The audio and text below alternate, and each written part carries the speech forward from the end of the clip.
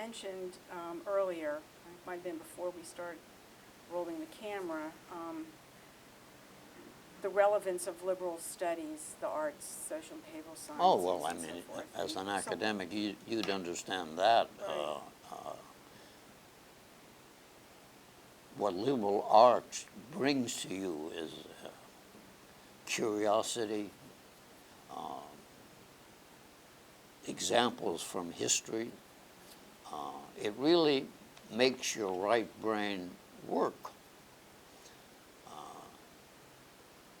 The left brain, part of the problem of chief executives have these days is their entire career, if you think about it, has been measured quantitatively. In college, marks. In business school, marks. Then they start a professional career in business and return on investment, profit margin, whatever it might be, it's all marks. Then they become a CEO. And then they find out, much to their horror or dismay, that they are also their performance is also being measured by non-measurable financial factors: integrity, trust, credibility. What is this stuff? They're very uncomfortable with it because everything they've done in the past has been concrete in one way or another. And now they're being, I mean, there have been CEOs who have been discharged for reasons that have nothing to do with their ability to do the business side. I can mention several. Carla Fioroni at Hewlett-Packard, an arrogant female. One of the first things she did in this sort of family-oriented company is take down the portrait of the founder, David Packard, and put her own up. She got fired. They don't say it that way, but she did. She made speeches about herself. Some of the policies that she started are being executed. So from a business point of view, she was on the mark. From a cultural, traditional point of view, the board should never have brought in a person like that who was so an antithesis of the culture of Hewlett-Packard. And then you have a guy like Bob Nardelli of Home Depot, who grew up under Jack Welch, which is supposed to be an anointing as a sainthood. What people don't remember, that Jack Welch served the General Electric for 20 years, which is extraordinary. But in 20 years, you can change your reputation. And of at least half of that, he was known as Jack the Knife, very negative. So Nardelli shows his disdain for the shareholders by telling the board, you don't have to come to the annual meeting. And then the few that did show up, when they ask a question, he say, no, next question, yes, next question, whatever. He got fired. He should never have been in a public company. He wasn't a nice person. Now, some of the policies that he instituted are going on. Then you have a guy like Stanley O'Neill of Merrill Lynch. Now, I don't say I'm a wizard in sociology or psychology, but when you have a CEO who belongs to 4 country clubs, avid golfer who prefers to play alone, it's like that book, Bowling Alone, you have to say to yourself, wait a minute, there's something missing here. It was a manifestation of his disdain. He picked subordinates who were subordinate. He didn't pick talent. He didn't pick people who could challenge him. Now he's out. But there was clues. Damon of Bear Stearns, who was an avid bridge player, who denied that he put bridge before the company. Where was he when they had a major crisis? He was off at a bridge tournament. I mean, these little clues, because these people don't understand the power of perceptions. Yes, you have said that perceptions, not facts, set the public agenda. Sure. Yeah. What you believe to be true is what you think is true, and it is true to you. I mean, you get into the subject of broader reading. I'm a fan of Dan Yankelovich because I think he's a very, very savvy sociologist. And he's written a number of books. He's made a number of speeches, and all of which are totally relevant to us in the so-called PR business. He had a book on dialogue. Yes. And, you know, to oversimplify what he said, dialogue is an exchange between people, as we're doing. A lot of the communication that we're making comes from the body language, facial expressions, whatever. You know, but I'll bet you I could name about 10 books and you could poll the senior people in public relations, they haven't read them. Haven't read them. That's what I mean by not reading. There's a lot of junk out there because the professors who've never met a payroll have all the answers, you know. Or the CEO who writes books about how to run a company, which he didn't do it himself. Or he has a ghostwriter for him. But there are books out there that are very interesting. For example, there's a not too deep a book by a guy by the name of Gary Hamel, who makes a small fortune consulting and writing, but it's called The Future of the Corporation. No, The Future of Management. And what he says, and what I liked about it, he doesn't give you a solution, he only raises the problem. Now, most writers, academics and consultants always have a magic answer. But he makes a very persuasive case that management model that we are now operating under is totally incapable of addressing the complexities of a global business environment. And he gives case after case of why that's true. And if you read it, you have to be brain dead not to challenge what you're doing yourself. And I've recommended to several CEOs, but they don't read much either. The trick to getting a CEO to read something is to get his secretary to put it in his bag when he goes on a trip. I've often said I've been married 13 times because I worked with or for directly 13 CEOs.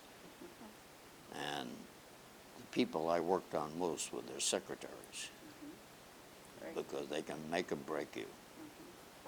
No, you keep going, you know. Okay. Well, maybe we should talk about, this is my new book coming out in the fall.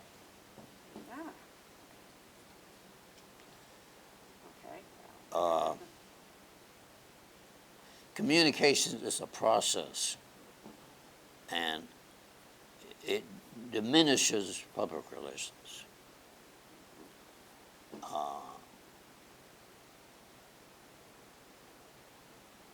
I mean, you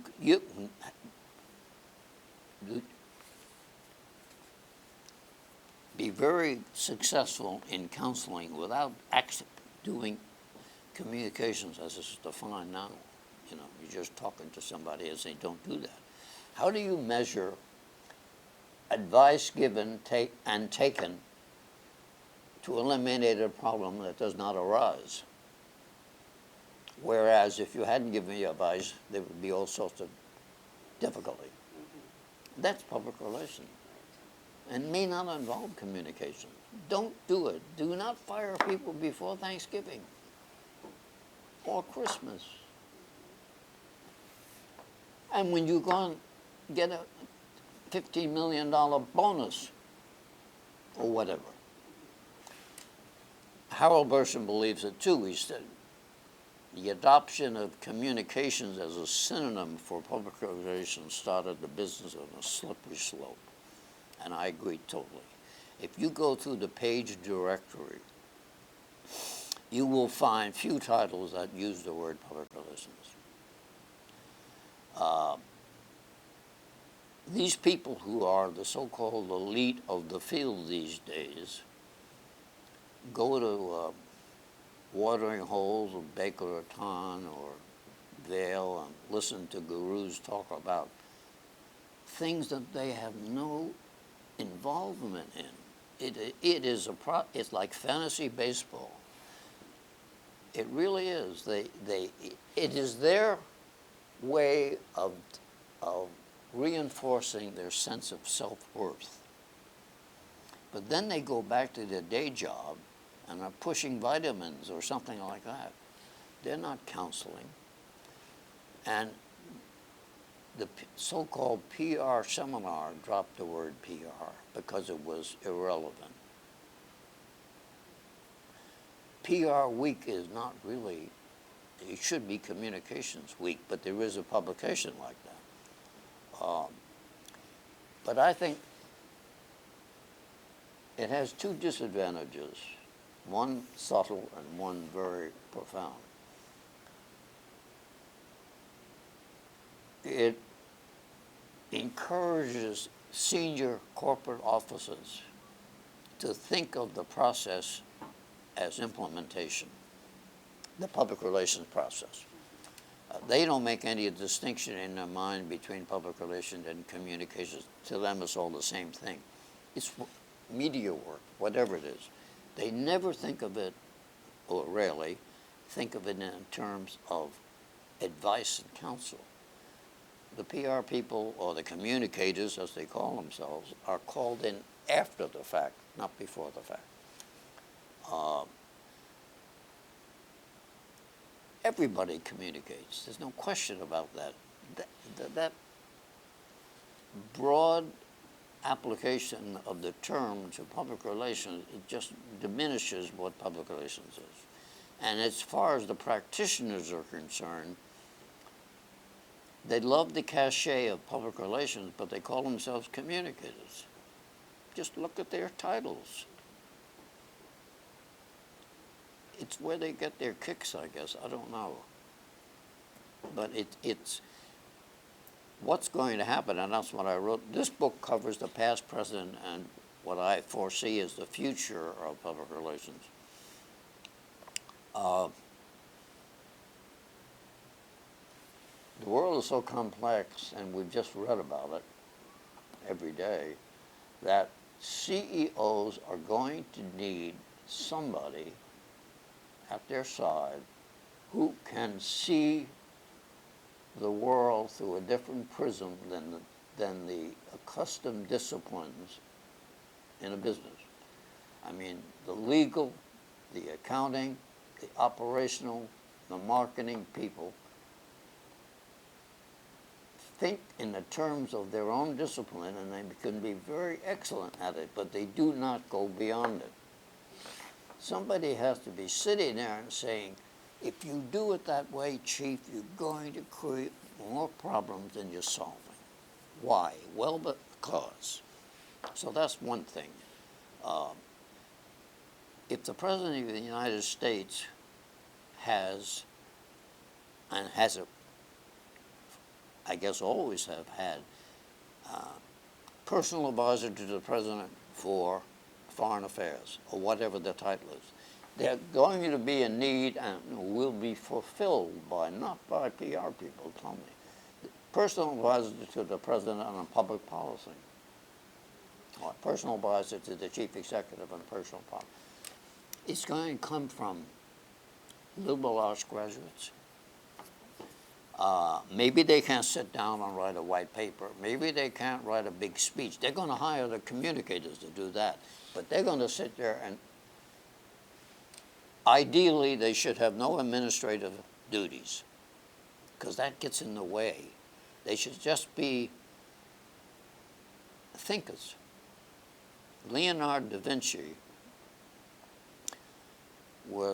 supported himself on, was successful not as an inventor or a painter. He was a counselor. Princes paid him handsomely just to sit and talk to him. There's a book out, it's not out, been out for a long time, called How to Think Like Leonardo da Vinci. And I read it, and it led me to write a book about how to change your job into a career. The author of the How to Think About Like Da Vinci identified 12 attributes of Da Vinci personality, 3 of which applied particularly to public relations. And one was curiosity, which is, you can define it many ways, you know, anti-status quo, whatever, but why? The second was the use of the right brain. And the third was the ability to see an obscure event or read about an obscure event and start to think of it in terms of another obscure event, and all of a sudden a pattern emerges. And people don't like that because you're seeing problems they don't see, or they ignore them, or worse, they deny they're ignoring them. There was a professor at the University of California years and years ago who wrote a paper on this, which I've treasured, and he likened the development of a public opinion to a biological process, awareness, and so on. So I really do believe that, and it's not going to be the current generation of CEOs, because they're still wedded. And it's not going to be the ones that immediately follow them, because they're coming out of the B school who are still teaching models and case histories and formulas. And I don't care if they say that we now put social responsibility in there and all that sort of thing. They are not touching the really roots of what I'm talking about. Down the road, and I'll probably not be here to see it, there's going to be a class of young people coming out of the business schools who are not wedded to that quantitative mentality. And they are going to be liberal arts people. They are not going to be journalists. They're not going to be technological people who are wizards with email and Facebook and all that stuff. They're going to be entrepreneurial, mentally. They're going to be intellectual. And they're going to see problems where others don't see it. And they're going to have really good advice. And they're going to be free to do that. I would, if I were starting a company or someone would ask me, I would put a sociologist somewhere at the top. And certainly if I had a decent public relations operation, which would be called that, it would have a sociologist. A good friend of mine is a tenured sociologist at Williams College. He's a little different from most in that he has tramped plant floors more than you can realize. He wrote two books. One was Image Makers, and the other was called Moral Mazes, M-A-Z-E-S. And he studied why employees hear different messages than the brass is sending them. If you think about it, it's a very profound thought. You're going to need people like that. I mean, he and I collaborate. At least we have lunch and blow our brains out equally. And that stuff fascinates me. How do you do that? And now look what we're going through with Mark Penn. You've read about it. The tragedy is that the corporate clients of Burson Marsteller will not see the relevance of the hypocrisy that it represents. It's not that he double-talked and embarrassed Hillary Clinton. He doesn't know. He has no moral background. He doesn't realize the conflict of interest. He doesn't realize what it will do to the reputation of integrity and honesty and truth for Bertha Mosteller. And nor does, I've read in the paper before I came here this morning, Martin Sorrell sees nothing wrong with it. I mean, he's not going to change his policy. He says the world is too complex. We have these things happen. He made a mistake. That's true. But he's going to continue to build Bertha Mosteller. Martin Sorrell was looking at it as money. He's not looking at it as the reputation of Bertha Mosteller. I mean, here's a guy, first of all, he's very unpleasant if you read the papers. He's disdainful of any point of view but his own. He's arrogant, he's smug, what else?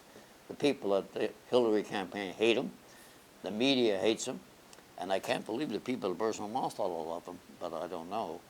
But he was permitted to maintain his own polling company in addition to being CEO of Bertha Mosteller. It would be interesting to see how much business he funneled from Bertha Mosteller.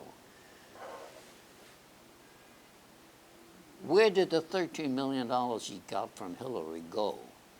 Did any of it go to Bertha Mosteller, or was it all to him? How much is he making in the polling company, and where does that go? And how much is he making at Bertha Mosteller?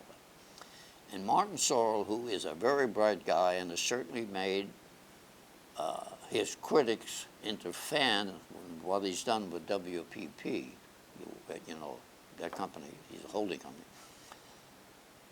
But he reveals his misunderstanding of what public relations is all about when he is dismissive of the enormity of what is represented in not only Penn's actions, but Penn's attitude. And how can the PR business survive if it doesn't stand up for principle? You talk about the Page principles. You have Fleischman Hillard a couple of years ago, where their highly touted head of their Los Angeles office, who had been a local figure of some political importance, was accused, indicted, and is now in prison for kiting the bills to one of the city's agencies. And in the process of the accusations and the trials and all that sort of thing, you heard nothing from Fleischman Hillard. They distanced themselves from it. Why didn't they stand up? Why didn't John Graham say, God damn it, that's terrible? If I had known, they didn't say. If they had treated a client's crisis communications the way they handled their own, they would have deserved to have been fired. What about Ketchum, another big, once proud company, accused of money laundering? That's what they did. Mm-hmm. You don't hear. Why are they silent? Mm-hmm. You talk about it being a profession. It's not a profession when they can't even stand up and talk about it. You won't hear peep from any PR people about Mark Penn.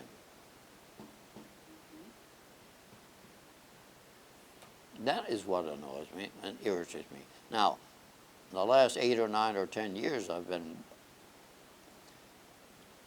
well removed from the functional activities of public relations. I'm working much more with the corporate side. I'm on the advisory board of the National Association of Corporate Directors. I'm a director of the New York chapter of corporate directors. I'm looked upon as sort of the director of special programs, meaning that I conceive of a luncheon program that isn't the usual boilerplate that all the governance people do these days. A man by the name of John Bogle, who made a very solid reputation in the mutual fund business, wrote a book about the battle for the soul of capitalism. Very thoughtful man. He's older, of course, so he speaks up. And we had a session on that. To me, that's fascinating. Maybe to others it's pretty boring, but I doubt that. who knows? But that's why I write this newsletter. That's another thing I started. Yes, yes. Okay. It's bi-monthly. Mhm. Is there anything that you'd like to say that we haven't gone over Whatever. to the upcoming public relations practitioners, this next generation? What else might you want to say to them so that they could be better at what they do? Spirit of dissatisfaction. Okay.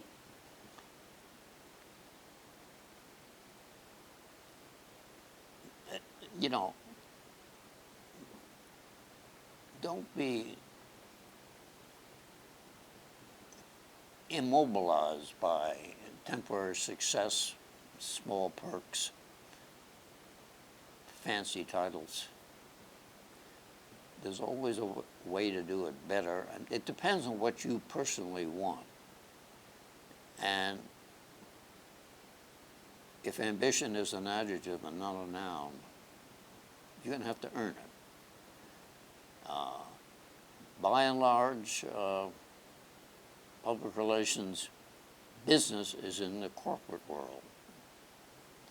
So you better immerse yourself in that. Just don't go to PR meetings, go to business meetings. Get into their mindset, into their rhythms. Talk to them. Read what they read, not what you read. If you go to one of the, like the Page meeting, I'm not going to it because I don't think those speakers they chosen have anything to say that I need to know. But nevertheless, I have never gone to a business meeting where I haven't gotten something out of it. Maybe a contact, maybe an idea. And I have gone to an awful lot. Well, I wonder why I'm going. But you have to be dissatisfied with what you're doing and your own progress. One of my friends that I've developed over the years is a man by the name of Donald Kehoe. Now, Donald Kehoe was the president and soul of Coca-Cola. He was the guy who went to the 200 and some odd countries where Coke is sold and spread the gospel. He retired at 65. And Coke went through a series of bad choices for CEOs. So in a totally unprecedented move, they reelected him to the board at 77. He's a graduate of Notre Dame. He's a garrulous storyteller Irishman, but as solid as a steel bar. And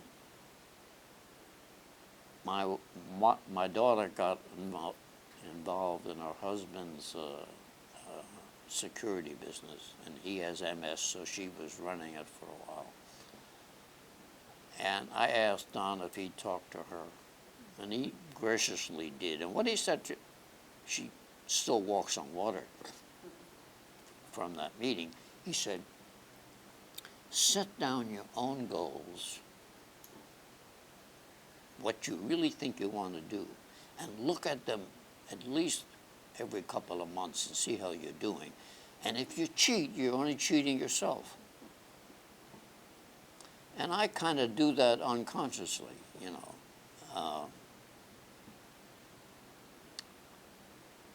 You need that kind of discipline, and I think personal discipline is an important thing for young people. I can't tell them to be ethical or be moral because they either are or they aren't. I could give them all kinds of guidelines. That doesn't mean anything, you know. One of the cliches of the business, you put your job on the line every day. Well, I'd like to know who left because they disagreed with something, they don't put their job online every day. That's an old wives' tale. Now, as to, and you mentioned it one in your questions, I did a research and wrote a profile of Arthur Page one time. So I think I know, although I certainly never met him, I think I got a feeling of what he was all about. And while I think the Arthur Page principles are noble, but they're a little too pious. Arthur Page was not pious. First of all, Arthur Page was not a public relations person. He was a business executive. He dealt with his peers who were also directors. He had great instinct, obviously, about the relationship of a company to its employees and to its neighbors and so on and so forth. And he articulated those, but not in those wonderfully codified terms that are in the Page directory. Right. I don't think he disagreed with any of them, and I think they're great to have. But then there's a little lacking of reality in some of them, I think, I fear. I don't, an organization has to have something like that, but they also should realize the practical side, I think. But get over the fear of writing. I don't care what you do. If you don't do that well, and if you don't like to do it, you know, it's too bad. It's so much more important than being a virtuoso with technology. You can always hire those people. Don't you think? Yeah. Yeah. So, I don't know what the curriculum is at Penn State, but if you ever want a role model to look at Ball State. Do you know much about it? No, I really don't. They have an extraordinary communications operation. They have their own radio station. They have their own newspaper. They have their own PR firm who actually take local assignments. It's a beautiful university buried out in Muncie, Indiana. I'm very impressed by what they do in the terms of what we're talking about. And I've been to other schools who are okay, but they stand out. Yeah, Unfortunately, they're also buried under journalism. right, yeah. Penn State has what you talked about. They've got PR Well, firms. it's only been a couple of years now, though, isn't it? Well, the School of Communications was organized, I think, in '85. Then it became the college in, what, '91 or '2 or something? Yeah. And What's the background of the dean? journalism. Mm. Journalism. He comes from Practical journalism or academic? practical, but he was a sports writer, wasn't he? I think he was a sports writer. He's, Oh, okay. yeah. His name is what, Anderson? Right, Doug Yeah. Anderson. Right, he came out of Arizona State. Out of where? Arizona State was where he was before he came out to Penn State. What was he doing in Arizona State? He was the Walter Cronkite. Oh, He was the okay. head of the department, or Okay. the journalism. Mhm. Yes, the program is really growing. It's You know, one thing I've often thought about, dealing with the present and not the idealistic future. What could help, I think? A boot camp for graduates of a program such as yours, Ball States and whatever. It could be 3 days, it could be 1 day. To inculcate these young people into what the real world of public relations is about. Because they graduate full of academic theories on behavioral modification, cognitive dissonance, all that sort of stuff, which is fine. I never had any of that, and I wish I did. And then they go for a job at an agency or a company and find that what they're asked to do uses none of that. And they get disillusioned. And I've heard some numbers about how many really don't stay in the field or even get into it after they graduate. So if you had a boot camp, and I've envisioned this in my mind often, I would have a faculty of nobody but retired. I don't want anybody who's working because they're going to tell me how good it is. Somebody to say what it's like in a corporation who's been there and retired. And not everybody who's retired is capable of being objective. Agency, business in a sense. What is the corporate mentality? You know, where do you go? A real hard-nosed preparation for what they're going to face. And it should be sponsored. Transportation is probably the biggest cost by the Institute of PR or Page. But, you know, I can't get anybody interested because they think they got it licked. They don't care. But God, I think that would be enormously helpful. Because what they're going to do if they decide or think they decided they want a career in public relations, the first few years, they're going to be apprentices. I don't care what kind of title. Now they have things like junior assistant accounting executive. What kind of crap is that? Dear God. But they won't really understand what it's all about for several years. But they should realize that that is an apprentice, not an internship, an apprenticeship they're going through. And all of the things that they learn, it's like liberal arts.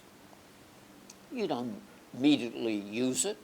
You don't know when it's going to kick in your career. And all of a sudden, you remember something Shakespeare said that relates to a point you want to make. Or if you can't remember, you know how to look it up. But it comes in later. And if they got that kind of a briefing, which I think should only be available to those who are interested enough and maybe even pay their own way to wherever it may be, like in New York or someplace. I think it would be a hell of a help. Good idea. Because they got to take that theoretical stuff and not dismiss it as being theoretical. Tuck it away. But meanwhile, do what's asked. And, you know, the earlier part you learned. What I learned when I was doing publicity was, A, how to research, how to judge the bias and prejudice of editors, how to make judgments on what was newsworthy, and how to write, and how to recover when it flops. I mean, you know, seriously, and you're not going to do that right at the beginning. You're not going to sit down and tell the boss, the CEO, how to do his strategic planning. And I would recommend people go into an agency first, not a company, because if you get in the company hierarchy, you're going to have a long haul up. In an agency, a good agency, you're more likely to be exposed to more opportunities, so you grow that way. And then when you go, and then you can move into a company, and that's, of course, the way I did. But I came in much later. You know, if I had done it earlier, it might have been different. But I was an acknowledged expert when I came in, so I got away with a lot. What did they know? But it was, you know, as I look back, it was interesting, still interesting. Now my biggest problem was to try to educate directors into what being a director really means. And the fiction is that shareholders elect these people to be their representative, and that the directors hire the CEO. Will you tell me why, if you pick the CEO, because he has the qualities of leadership, whatever, right? And then you hire an executive coach? What's going on? I mean, if he was that good, he didn't need an executive coach. And that's a big business now. Another colleague of mine, and these are the things you accumulate over the years, was the dean of psychology at Tulsa University, and his specialty was personality. And he's now in private practice in Oklahoma. He's written a book on personality. But he makes the point that the reason so many boards are surprised when the CEO implodes, because they haven't done their due diligence when they hired him, because executive search firms are overwhelmed by charisma and don't dig deep enough. And if you dug deeper into a candidate, you would find out whether he's a narcissist or whatever his hang-ups are. And he's developed a battery of tests, personality assessment, he calls them. It's not perfect, obviously, but it's a hell of a lot better than they're doing. And if they did more thinking along those lines, there would be less surprises as the ones we read about. Well, I'll tell you, I want to thank you. This has been wonderful. I really